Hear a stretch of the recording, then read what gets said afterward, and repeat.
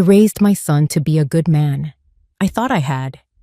But as I stood on my balcony, watching the moving truck pull away from the beachfront condo I owned, the condo my son and his wife were being forced to leave, I had to ask myself where it all went wrong.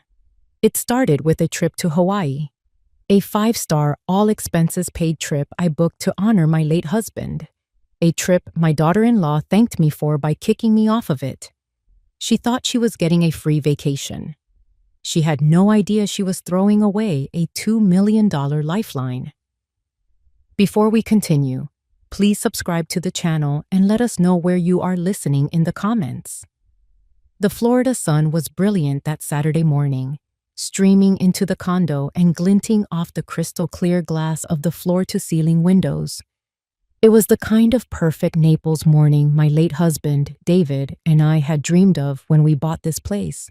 Now, my son Leo and his wife, Amber, were living that dream, albeit for the symbolic price of $500 a month. I'd arrived just after 9 o'clock in the morning, carrying a bag of fresh pastries from my favorite local bakery and a small gift-wrapped box for Amber. "Judith, good morning," Amber said, opening the door. She smiled, but it didn't quite reach her eyes. She took the pastries with a polite but cool, "You shouldn't have." "It's no trouble at all, dear," I replied, stepping into the immaculate living room.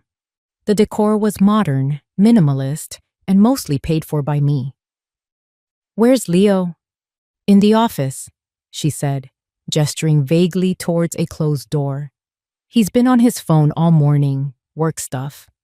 I nodded, though a knot of unease tightened in my stomach. Leo had been tense for months. I made my way to the kitchen to make us some coffee, my eyes scanning the space. It was a beautiful apartment with a panoramic view of the Gulf of Mexico. "You know," I began casually, leaning against the marble countertop, "the condo 2 floors up just went on the market for rent. They're asking $3,500 a month. Can you believe it? And it doesn't even have the updated kitchen you two have." Amber's smile tightened. "Wow, that's crazy." Her tone was clipped. I knew she heard the unspoken message. You are living a $3,500 lifestyle for the price of a cheap car payment. It wasn't meant to be a jab, but a gentle reminder of the reality they were insulated from. A reality I had provided. Leo finally emerged from the office, his face pale. He ran a hand through his hair, forcing a smile when he saw me. "Mom, hey, I didn't hear you come in." "I brought pastries," I said warmly, holding up the bag. He hugged me, but it felt distracted, his eyes darting towards his phone, which he quickly slipped into his pocket. But I was a real estate broker for 40 years. I noticed details. I'd seen the screen for a split second. A text message notification, the preview line containing the words "overdue" and "final notice." My heart sank, but I kept my expression serene. This was not the time. "And this is for you, Amber," I said, handing her the small box. She opened it to reveal a delicate pearl bracelet. It was a classic, elegant piece. "Oh, it's lovely, Judith." "Thank you," she said, her voice flat. She placed it on the counter without trying it on. The gesture was small, but it spoke volumes. It was another gift she felt entitled to. Another piece of generosity she didn't truly appreciate. We sat on the balcony, the warm sea breeze washing over us. The conversation was stilted, full of awkward silences. I talked about my week, my friends from the golf club. They offered one-word answers. Leo's phone buzzed in his pocket, and the phantom vibration seemed to make him jump every time. Amber stared out at the ocean, a look of discontent on her face, as if even this million-dollar view wasn't good enough for her. The perfect picture of a happy family was just that, a picture, a facade, and I was beginning to see the cracks.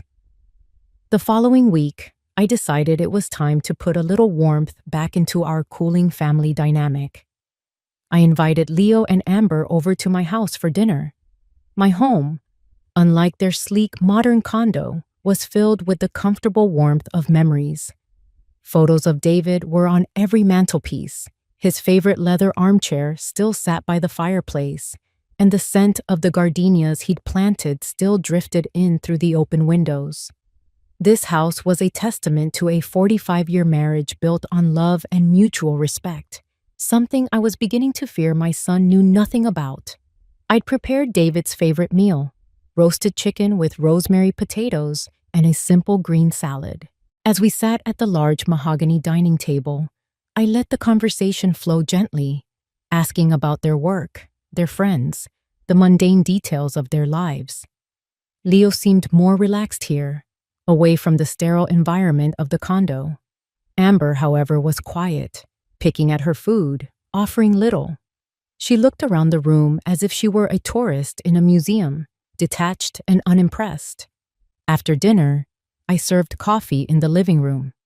I let the silence settle for a moment before reaching for a thick, glossy envelope on the coffee table.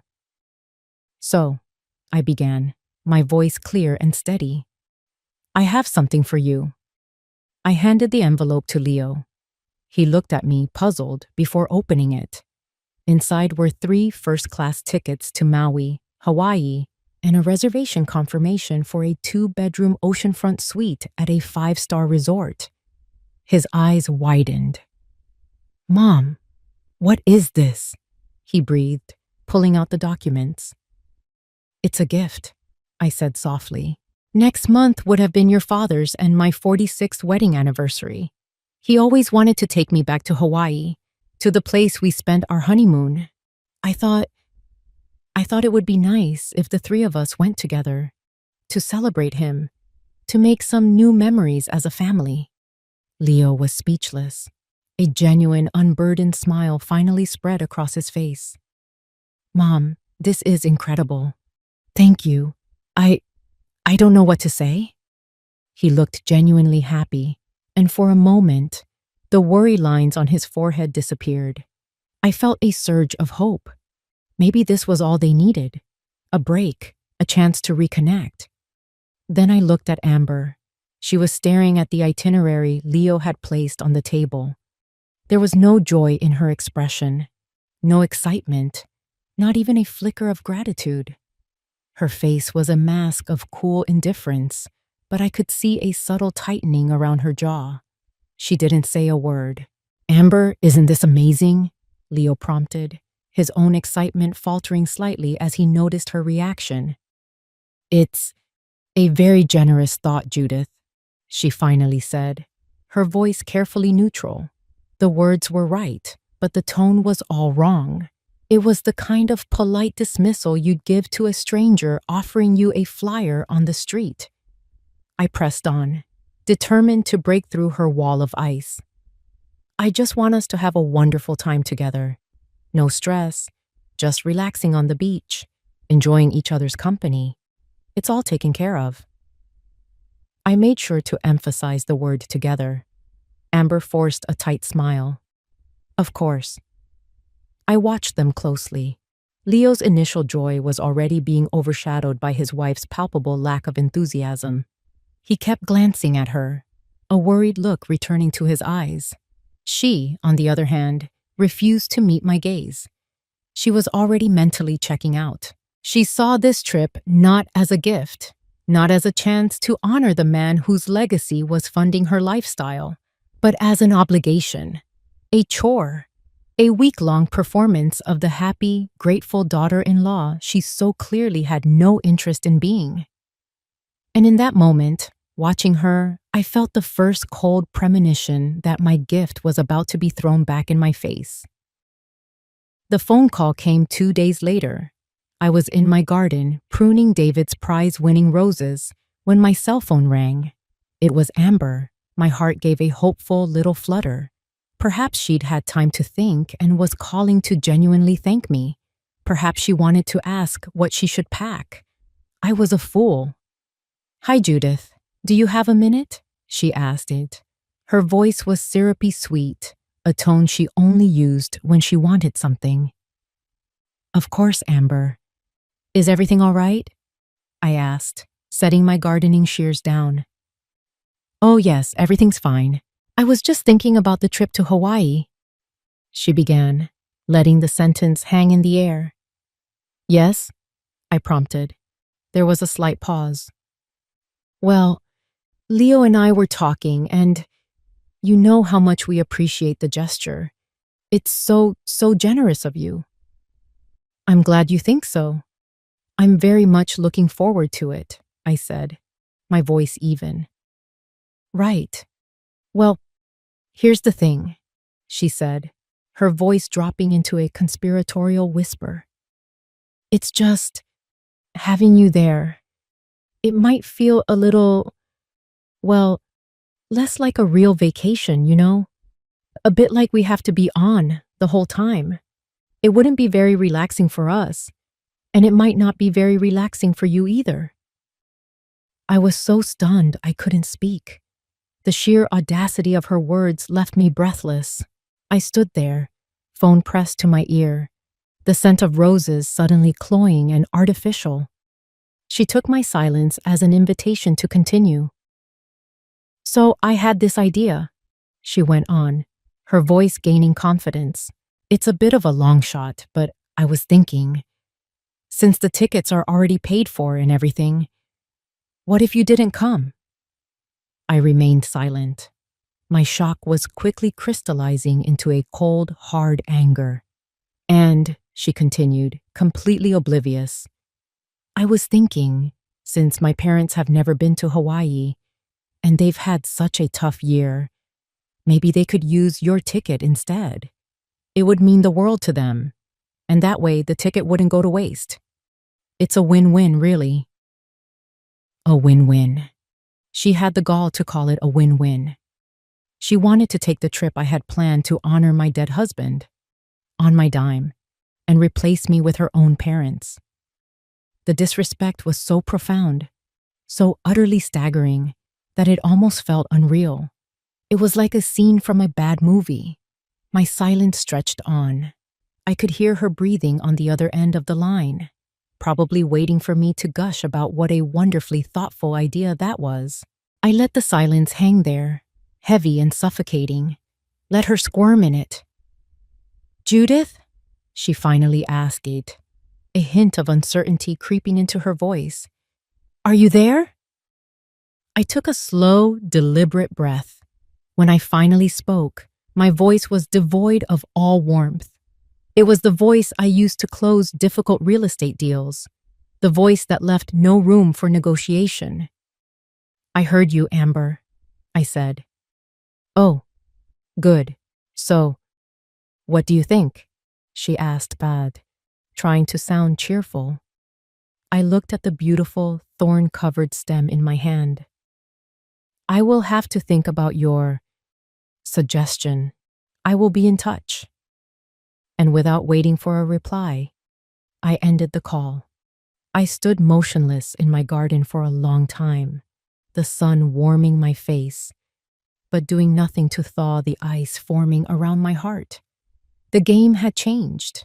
She had just made the biggest mistake of her life. She just didn't know it yet. That evening, the storm that had been brewing in my heart began to gather over Naples. Dark, heavy clouds rolled in from the Gulf, and a low rumble of thunder echoed in the distance. It was fitting. I knew Amber would go straight to Leo, and I knew she would twist the narrative to her advantage. I could almost hear her now. I just presented it as an idea, Leo. A way for my parents to have a nice vacation. Your mom was totally fine with it. And I knew my son. I knew his spine was made of jelly when it came to his wife. Inside their condo, Amber was doing exactly that. She recounted the conversation to Leo, framing her outrageous demand as a reasonable, even considerate proposal.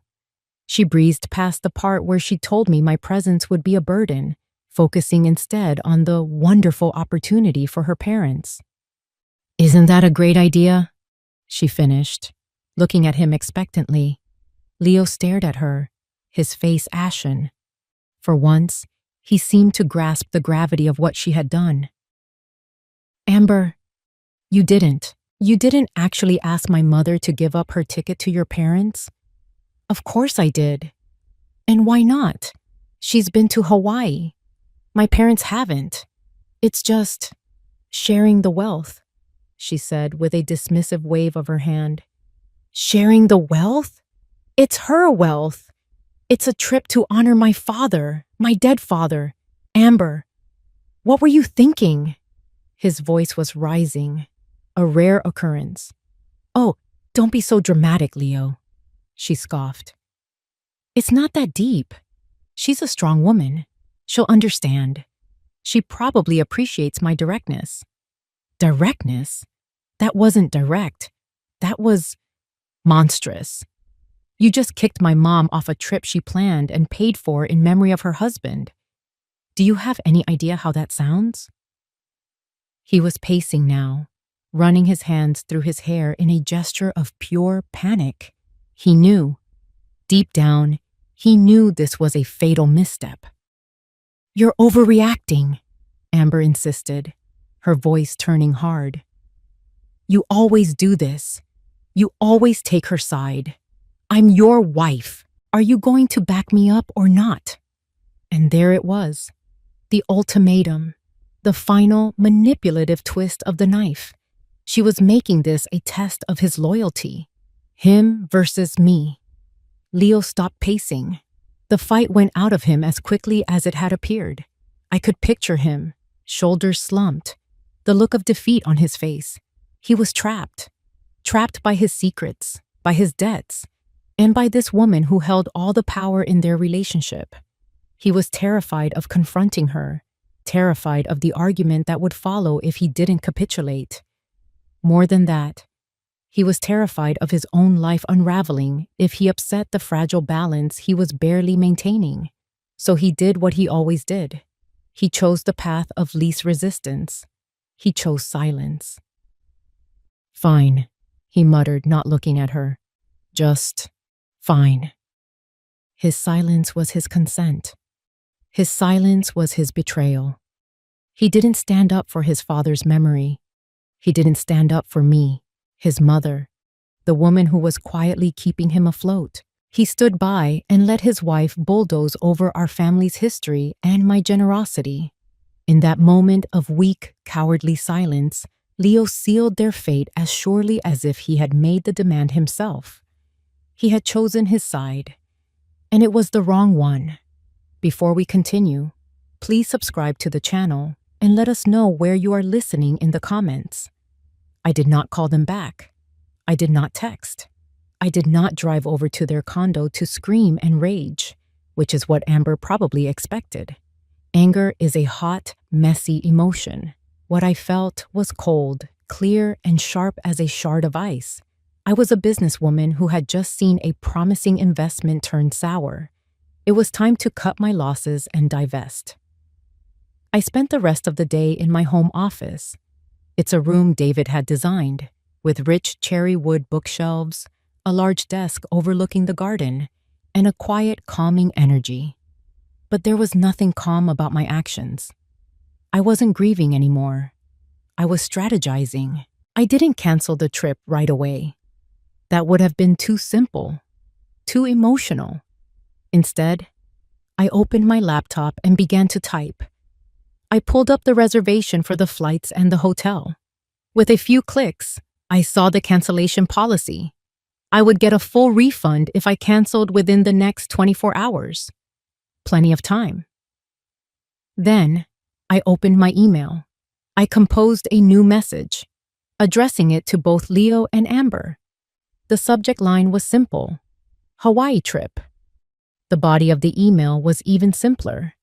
I wrote, Dear Amber and Leo, I have thought about your suggestion, Amber.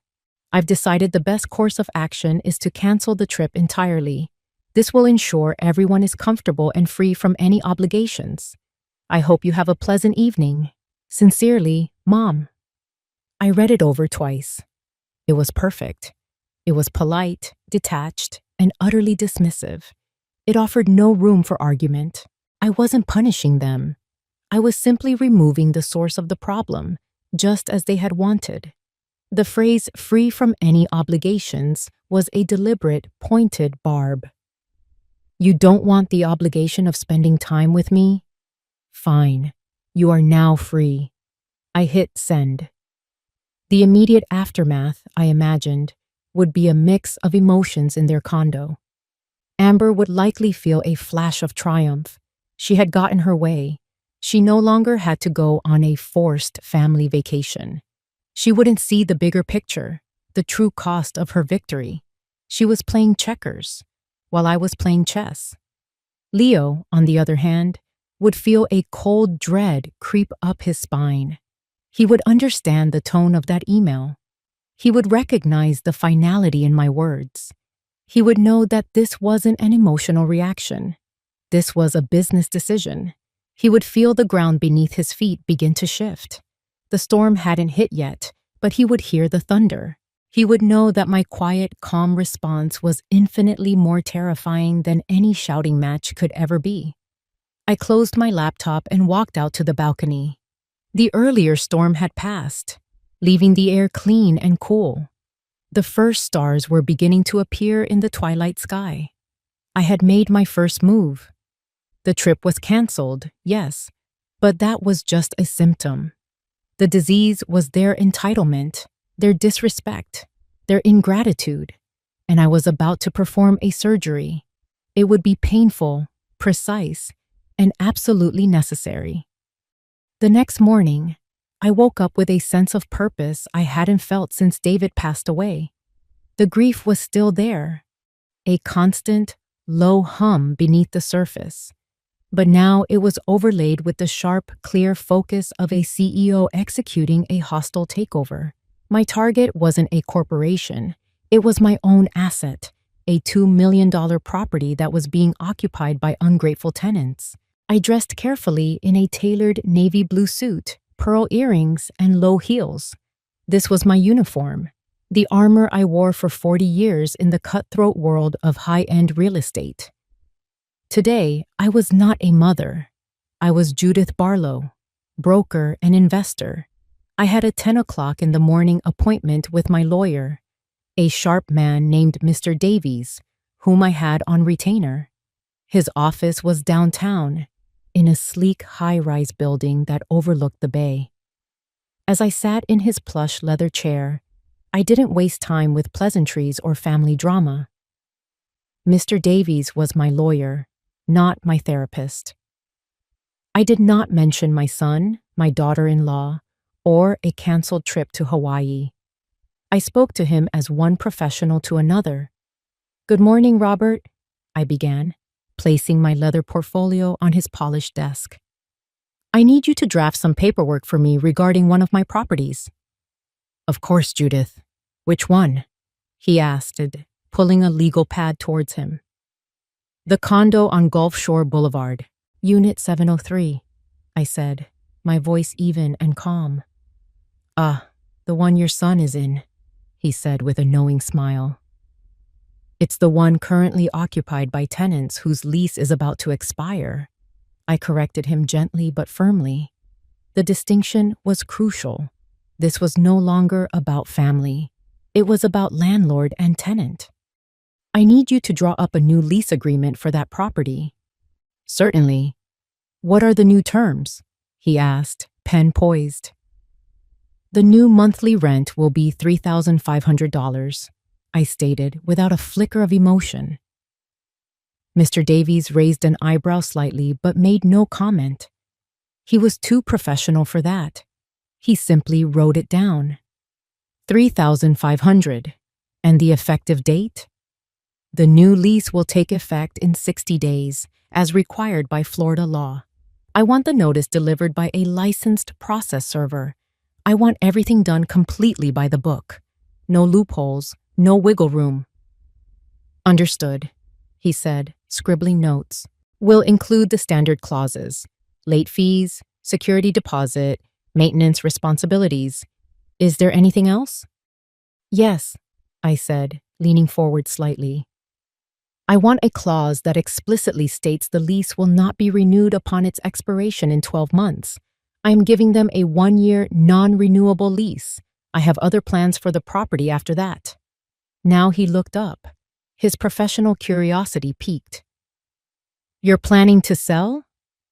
"I am planning to liquidate the asset," I replied, using the cold, impersonal language of finance. He nodded slowly, understanding the full picture. This wasn't just a rent increase. It was an eviction notice, delivered 12 months in advance. It was a perfectly legal, ironclad strategy to reclaim my property. We spent another 30 minutes going over the details. I was meticulous, ensuring every I was dotted and every T was crossed. As I left his office, I felt no sense of triumph, no vindictive glee. I felt a quiet, resolute calm. I was simply protecting my investment. I had given my son and his wife a life of incredible privilege in a home I owned. They had mistaken my generosity for a guarantee. They had forgotten that the hand that gives can also take away. The legal notice Mr. Davies was drafting was not a punishment. It was a market correction, and the market was about to come crashing down on them. 3 days later, the papers were ready.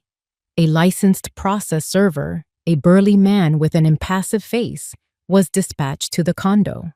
He was instructed to deliver the documents directly into the hands of either Leo or Amber Barlow. It was 5:30 in the evening, a time I knew they would both be home from work. Leo was the one who answered the door. He was probably expecting a pizza delivery or a package from Amazon. Instead, he was met with the grim face of the process server. "Are you Leo Barlow?" the man asked, his voice a monotone rumble. "Yes," Leo answered, confused. "You've been served," the man said, thrusting a thick manila envelope into Leo's hands. He then turned and walked away without another word. Leo stood in the doorway, dumbfounded. "Served?" The word hung in the air, heavy with legal dread. He closed the door slowly, his hands trembling slightly as he looked at the official-looking envelope. Amber came out of the kitchen, wiping her hands on a dish towel. "Who was that?" she asked. I don't know. Some guy. He said I've been served," Leo stammered, his eyes wide with confusion and fear. "Served with what? Are you in some kind of trouble?" she asked, a flicker of annoyance in her voice. He tore open the envelope, his hands clumsy. He pulled out a sheaf of papers. The top page was a cover letter from the law offices of Davies and Finch. Below it was a formal, multi-page document. He scanned the first page, his face growing paler with every word. "What is it?" Amber demanded, snatching the papers from his hand. She read the heading aloud. "Notice of lease modification and rent increase." Her voice was full of disbelief. She flipped through the pages, her eyes scanning the dense legal text until they landed on the numbers. Her breath hitched. $3,500, she whispered, the words catching in her throat. "A month? Is this a joke?" Tucked inside the lease agreement was a single smaller piece of paper. It was a piece of my personal stationery, thick cream-colored cardstock. On it, I had written a short, simple note in my neatest cursive. Leo picked it up and read it aloud, his voice barely a whisper. "An independent lifestyle comes with independent expenses. You have 2 months to decide if you can afford it." The reality of the situation crashed down on them. This wasn't a joke. This wasn't a mistake. This was a deliberate, calculated, and legally binding move. Amber's disbelief curdled into rage. "She can't do this! The nerve of that woman! This is because of the trip, isn't it? She's doing this to be petty and cruel. This is revenge." Leo didn't say anything. He just sank onto the sofa, the legal documents scattered on the floor around him. He wasn't angry. He was terrified. He knew this wasn't about being petty. He knew my note wasn't just a snide remark. It was a declaration. He knew, with a certainty that chilled him to the bone, that he could not afford it. The $500 rent was the only thing keeping his head above the deep, dark water of his debt, and his mother had just taken away his life raft. The letter in his hands wasn't just a rent increase. It was his eviction notice. It was his financial death sentence. They arrived at my house less than an hour later. I heard their car screech to a halt in my driveway, and the sound of 2 doors slamming shut. I was waiting for them. I was sitting in David's armchair by the fireplace, a cup of chamomile tea steaming gently on the table beside me. I was the picture of calm. The doorbell rang, a long, insistent peal followed by furious pounding. I took a slow sip of my tea before walking to the door and opening it. They stood there, Amber's face flushed with rage, Leo's pale with desperation. Amber pushed past me into the foyer, waving the legal papers in her hand. "What is the meaning of this?" she shrieked, her voice echoing in the quiet house. "How could you do this to us? To your own son?" "Hello, Amber." "Leo," I said calmly, closing the door behind them. "I see you received the new lease agreement." "New lease agreement? This is an eviction notice," she yelled. $3,500. That's insane. You're doing this to punish us because I didn't want to go on your stupid trip. "This has nothing to do with punishment," I replied, my voice level. I walked back to my armchair and sat down, gesturing for them to take the sofa opposite me. They remained standing, vibrating with anger and panic. "This is business. The property is an asset, and it needs to generate income at the current market rate. Your previous lease, with its heavily subsidized rate, has expired. These are the terms of the new one." "Business? We're your family," Leo finally choked out, his voice cracking. "Mom, please. You can't do this. We can't afford this. You know we can't." He was pleading now, his eyes begging me for mercy. This was the moment I had been waiting for, the moment for him to be a man, to be honest. But he wasn't there yet. "Can't you, Leo?"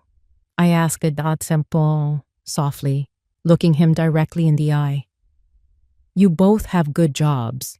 You live in a multi-million-dollar condo for $500 a month. You don't have a car payment. Because I bought you that SUV as a wedding gift. Your expenses are remarkably low. Why can't you afford it?"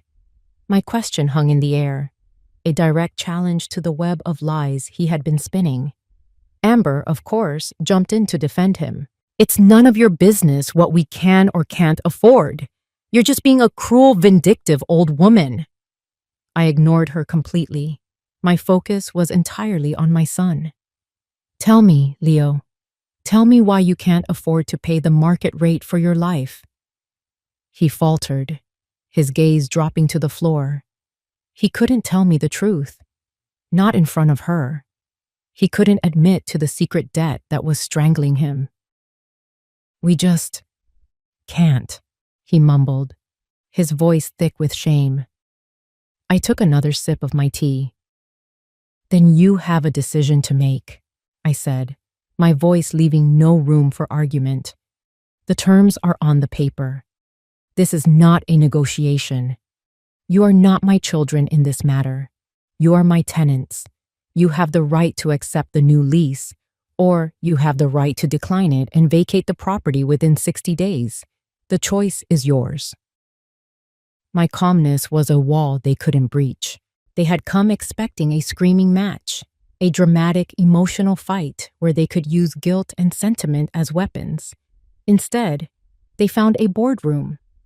I had stripped all emotion from the equation, leaving them with nothing but the cold, hard facts of contract law. They stared at me, their anger and desperation useless against my icy composure. The fiery confrontation they had started had been extinguished by a single, unmovable force: my resolve. The confrontation ended with Amber storming out of the house, dragging a shell-shocked Leo behind her. I knew, however, that it wasn't over. The foundation of their life had cracked, and the pressure I was applying was only going to get stronger. I gave it 2 days. He came back on a Tuesday night, just after 10 o'clock. It was raining, a steady, miserable drizzle that matched the mood perfectly. He didn't pound on the door this time. He rang the bell once, a short, hesitant sound. He was alone. When I opened the door, he looked like a ghost. His face was haggard, with dark circles under his eyes.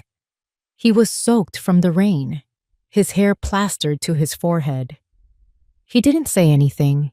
He just looked at me with the eyes of a lost little boy. "Come in, Leo," I said softly, stepping aside. He walked into the foyer, dripping water onto the marble floor. He didn't seem to notice. He just stood there, his shoulders slumped in utter defeat. I led him into the living room, the same room where the fight had happened just days before. "Sit down," I said, gesturing to the sofa. He collapsed into it, burying his face in his hands. A sound escaped him, a ragged, choked sob. He stayed like that for a full minute, his body shaking. I waited patiently, giving him the space to let it out. I didn't offer comfort. This was a pain he needed to feel, a rock bottom he needed to hit. Finally, he looked up, his eyes red-rimmed and full of tears. "I'm in trouble, Mom," he whispered, his voice hoarse. "I'm in so much trouble." I just looked at him, my expression unreadable. "Tell me." And then it all came pouring out. The dam of his lies and secrets finally broke. He confessed everything, the words tumbling out in a rush of shame and desperation. He told me about the bad investment he'd made 2 years ago, a tech startup that had gone bankrupt, leaving him with a secret business loan he couldn't pay. He told me how the debt had snowballed with interest and penalties, growing into a monstrous sum that haunted his every waking moment. "How much, Leo?" I asked, my voice quiet but firm. He flinched, unable to meet my eyes. Almost $200,000, he mumbled. $200,000. The number settled in the air between us, heavy and obscene. He told me about the threatening letters, the constant calls from creditors, the lies he had to tell Amber to hide the missing money from their accounts. He admitted that the $500 rent wasn't just a help. It was the only thing that had allowed him to keep up the facade, to keep from drowning completely. "I was going to tell you," he sobbed, looking at me with raw desperation. "I swear I was. But I was so ashamed. And then Amber, she just wants so much. She wants the lifestyle, the nice things. I couldn't let her down." He finally broke down completely, his words dissolving into incoherent sobs. He was a 35-year-old man, crying like a child in his mother's living room. It was a pathetic sight, but it was also the most honest I had seen him be in years. He had been backed into a corner with no way out. The weight of his lies had become too heavy to bear. He wasn't confessing out of a newfound sense of integrity. He was confessing because he was desperate. He was confessing because he had finally realized that I was his only hope for salvation, and he was about to find out just how badly he had misplayed his hand. I let him cry for a few more minutes, the sound echoing in the quiet room. When his sobs subsided into ragged breaths, I finally spoke. My voice was not angry, nor was it sympathetic. It was the calm, factual voice of a narrator stating the final, unchangeable truth. "I know, Leo," I said. He looked up, his tear-streaked face a mask of confusion. "What? What do you know?" "I've known about the debt for 6 months," I stated simply. He stared at me, his mouth hanging open. The color drained from his face, leaving him looking even more ghostly than before. "How?"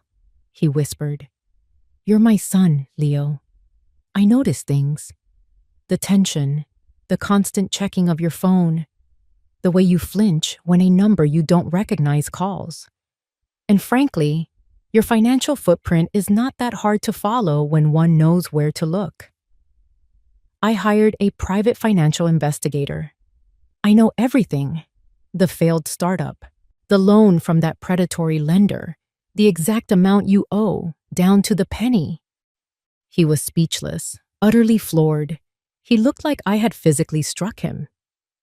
"The trip to Hawaii," I continued, my voice still level, "was not just a trip. It was a test. A final test for you and for your wife." I leaned forward, placing my cards on the table, one by one. "I am selling the condo, Leo. I have a buyer. The deal closes in 75 days. The sale price is $2 million. He gasped, a small, choked sound. "My plan, Plan A, was this. The three of us would go to Hawaii. We would honor your father. If Amber had shown 1 ounce of grace, 1 shred of gratitude or respect, if you had shown the courage to be a husband and manage your wife's appalling behavior, I was going to give you $500,000 from the sale of the condo." His eyes widened in disbelief, a dawning horror spreading across his features as he began to understand. $500,000, I repeated, letting the numbers sink in. "Enough to pay off your entire $200,000 debt. Enough to put a very generous down payment on a nice, modest home of your own. Enough to give you a fresh start. A clean slate. That was the gift I was planning to give you. That was your lifeline." I paused, letting the full weight of what he had lost settle upon him. "But you didn't pass the test," I said, my voice turning cold. "Your wife failed spectacularly, with a display of greed and disrespect so profound it was almost comical. And you failed by letting her do it. Your silence was your endorsement. You stood by and allowed her to spit on your father's memory and my generosity. So you closed that door. You and Amber, you slammed it shut and locked it yourselves, which left me with Plan B." I stood up and walked over to the window, looking out at the rain-slicked street. "Plan B is what is happening now. It is the business plan. I am reclaiming my $2 million asset in a clean, legal, and unimpeachable way. The rent increase is not a punishment, Leo. It is a tool. It is the legal mechanism by which I ensure you vacate my property so I can deliver it, empty and clean, to its new owner. You made your choice, and now you have to live with the consequences." He just sat there, utterly broken. The truth of it all, the money, the lost opportunity, the sheer scale of his failure, had crushed him. He hadn't just lost a subsidized apartment. He and his wife, in their greed and entitlement, had actively, single-handedly thrown away a fortune. They had destroyed their own salvation, and there was nothing left to say. Leo drove home in a daze, the rain on the windshield blurring the world outside into a meaningless smear of light and color. The truth I had laid bare was replaying in his mind on a loop. $2 million, $500,000, a test, a failure. Each repetition was another turn of the knife. When he walked into the condo, Amber was on the sofa, scrolling through her phone, a look of sullen anger still etched on her face. "Well?" she demanded without looking up.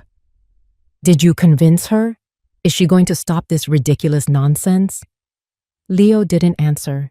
He just stood in the middle of the living room, dripping water onto their expensive rug, the one I had paid for. "Leo, did you hear me?" she asked, finally lowering her phone and looking at him. She saw his expression, the vacant, shattered look in his eyes, and her own face hardened. "Oh, don't tell me you just sat there and cried. You didn't fix it?" "There's nothing to fix," he said, his voice hollow. "It's over." "What do you mean it's over? She can't just kick us out." "She can," he said. "And she is. She's selling the condo." Amber shot up from the sofa. "She's what? She can't sell it. This is our home." "No, it's not," Leo said, a strange, bitter laugh escaping his lips. "That's the whole point, isn't it? It was never our home. It was always hers. We were just living in it." And then he told her everything. He told her about the $2 million sale price. He told her about the $500,000 gift that was supposed to be theirs. He told her the Hawaii trip was a final test of character, a test she had failed in the most spectacular way possible. Amber stared at him, her face a whirlwind of emotions, disbelief, confusion, and then a slow, dawning comprehension. The number hung in the air between them, shimmering like a mirage. $500,000. 500,000? She repeated, the words barely a whisper. We lost $500,000? Yes, Leo said, his voice flat. Because you just had to have your parents come to Hawaii. Because you couldn't stand the thought of spending a week with my mother. You threw it all away. The dam of his resentment, built up over years of her demands and his own cowardice, finally burst. For the first time, the argument wasn't about me. It was about them. "Me?" she shrieked, her voice rising hysterically. "This is my fault? What about you? What about the $200,000 in debt you've been hiding from me?" He told her that part too. The final, devastating secret. "You lied to me!" Amber screamed, her face contorted with fury and betrayal. "For years, we're broke because of you. We're losing everything because of you. And we could have been saved," he yelled back, his voice finally raw with the agony he'd been suppressing. "We could have been free of all of it. But your greed, your endless, bottomless greed ruined it. All you had to do was be a decent human being for 1 week, and you couldn't even manage that." The fight was ugly, vicious, and raw. All the unspoken truths, all the hidden resentments, all the financial pressures and secret shames came pouring out. It was a hurricane of blame and regret, tearing their carefully constructed life apart at the seams. She threw his lies and weakness in his face. He threw her entitlement and ingratitude back at her. They were no longer a team. They were two desperate people, trapped in the wreckage of their own mistakes, turning on each other because there was no one else to blame. The perfect picture had shattered, and all that was left were the jagged, ugly pieces. They hadn't just lost a home and a fortune. In that moment, screaming at each other in the beautiful borrowed condo they were about to lose, they lost each other too. The 60 days passed in a blur of bitter silence and frantic packing. The legal notice was unassailable, and the reality of their situation was absolute. They couldn't afford the new rent, and there was no appeal, no negotiation. The date on the notice was a deadline, and it arrived with the unpitying certainty of a sunrise. On the final day, I stood on the balcony of my own home, which was just a few buildings down the coast from theirs. I could see the moving truck parked outside the condo, a stark, ugly symbol of their failure. It was a hot, humid Florida day, the air thick and still. Through my binoculars, I could see them, Leo and Amber, moving like ghosts in and out of the building. They looked exhausted, defeated, and a decade older. They didn't speak to each other. They moved in separate orbits of misery, carrying boxes filled with the remnants of a life they had taken for granted. The expensive furniture, the designer clothes, the high-end electronics, all of it now just cumbersome baggage on their way to a much smaller, much harsher reality. They had found a small, cramped apartment to rent, miles from the beach, miles from the life they thought they deserved. My phone rang. It was the real estate agent representing the buyer. "Judith," he said, his voice cheerful. "Just wanted to let you know, the final walkthrough is complete. The tenants are out. The place is clean. We are cleared to close tomorrow morning at 10 o'clock. "Thank you, Mark," I said, my voice steady. "I'll be there." I hung up the phone and lowered the binoculars. I watched as Leo carried the last box to the truck. Amber stood by the open passenger door, not helping, just staring blankly at the building she had once called home. They got into the truck, and without a backward glance, they drove away. The $2 million transaction was complete. My asset was secure. My plan had been executed flawlessly. I had won. But as I stood there, watching the truck disappear down the boulevard, I felt no joy. There was no sense of victory, no satisfying taste of revenge. There was only a profound and hollow sadness. I had won the battle, but I had lost my son. Perhaps I had lost him long before this, to his own weakness and to the woman he had chosen to marry. But this was the final, undeniable confirmation. I had taught them a lesson, a brutal, expensive lesson about consequences, gratitude, and the real cost of an independent life. But the price of that lesson was a fractured family and a relationship that might never be repaired. I looked out at the calm, blue expanse of the Gulf of Mexico, the same view they had just lost forever. The sun was beginning to set, painting the sky in brilliant strokes of orange and pink. It was beautiful, and for the first time in a long time, I felt completely and utterly alone.